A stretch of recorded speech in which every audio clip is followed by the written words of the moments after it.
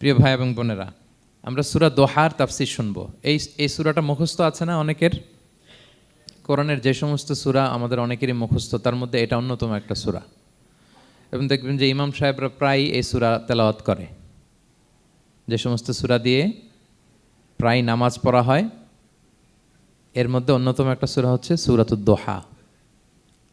মুআয ইবনে জাবাল রাদিয়াল্লাহু তাআলা আনহুকে আল্লাহ রাসূল সাল্লাল্লাহু আলাইহি ওয়াসাল্লাম একটা এলাকার ইমাম বানিয়ে পাঠিয়েছিলেন। ওই এলাকার মুসল্লিরা ছিলেন, লোকজন ছিলেন শ্রমজীবী, কাজ করে খেত। সারাদিন ওট দিয়ে পানি সেচ করে খেজুর গাছে পানি দিত, খেজুরের চাষাবাদ করত।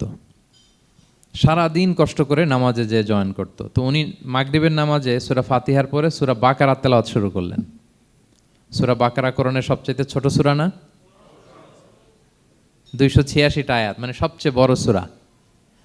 তো মাগরিবের সালাত উনি যখন এত লম্বা তেলাওয়াত ধরলেন, মুসল্লিরা আর ইমাম সাহেবের সাথে থাকতে পারতেছে না। কারণ ওনারা তো, ইমাম সাহেবের হয়তো মন ফুরফুরে, উনি পড়তেছেন মনের আনন্দে দরাজ গলায়, কিন্তু মুসল্লিদের তো অবস্থা খারাপ।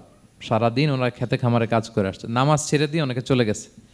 একা একা নামাজ পড়ে যে আল্লাহ রাসূল সাল্লাল্লাহু আলাইহি ওয়াসাল্লামের কাছে যে বিচার দিল, যে ইয়া রাসূলুল্লাহ, দেখেন এমন একজন ইমাম আপনি অ্যাসাইন করেছেন আমাদের এলাকায়, মাগরিবের নামাজে উনি সূরা বাকারা পড়ে, আর আমরা হচ্ছে শ্রমজীবী। রাসূল সাল্লাল্লাহু আলাইহি ওয়াসাল্লাম খুব রেগে গেলেন। মুআয ইবনে জাবালকে ডেকে বললেন, হে মুআয, আফাত্তানুন আনত, তুমি কি সমাজে ফিতনা ছড়াচ্ছ? তুমি জানো না এরা কারা? তোমার কি সূরা ওয়াদ-দুহা ওয়াল-লাইলি ইযা সাজা মুখস্থ নাই? তোমার কি ওয়াশ-শামসি ওয়া-দুহাহা এটা মুখস্থ নাই? তোমার কি সাব্বিহ ইসমা রাব্বিকাল আ'লা এই সূরাগুলো তোমার জানা নাই? উনি বললেন জানা আছে। তো এগুলো রেখে দিয়ে মাগরিবের নামাজে কেন সূরা বাকারা ধরলা? তোমার মুসল্লিরা তো শ্রমজীবী মুসল্লি। যখন ইমামের দায়িত্ব হচ্ছে পেছনে কারা আছে এটা খেয়াল করা। অনেক সময় ইমাম সাহেব আল্লাহু আকবার বলে যে নামাজ ধরছে, কি হচ্ছে পেছনে আর খোঁজখবর নাই। আল্লাহর হাবিব সাল্লাল্লাহু আলাইহি ওয়াসাল্লাম কিন্তু এমন ইমাম ছিলেন না। উনি অত্যন্ত বিবেকবোধ সম্পন্ন একজন ইমাম ছিলেন। একবার পেছনে এক বাচ্চার কান্না শুনে উনি নামাজ ছোট করে দিয়েছেন। সবাই বললেন, ইয়া রাসূলুল্লাহ, এত ছোট নামাজ তো কখনো পড়তে দেখি না।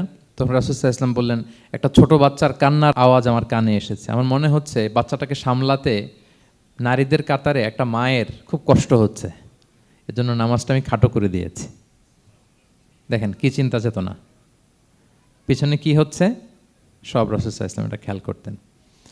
তো এই সূরার একটা ফজিলত আপনি জানলেন যে রাসূল সাল্লাল্লাহু আলাইহি ওয়াসাল্লাম সূরা ওয়াদ-দুহা ওয়াল-লাইলি ইযা সাজা এটা তেলাওয়াত করতে বলেছিলেন মুআয ইবনে জাবাল রাদিয়াল্লাহু তাআলা আনহুকে। এটা কোরআনের 93 নম্বর সূরা। কত নম্বর? এটা মাক্কি সূরা, আর নাজিলের ধারাবাহিকতা অনুযায়ী এটা 11তম সূরা। মানে এই সূরার আগে আরো 10টা সূরা নাজিল হয়েছিল, তার মানে মক্কার একেবারে শুরুর দিকে এই সূরাটা নাজিল হয়েছিল।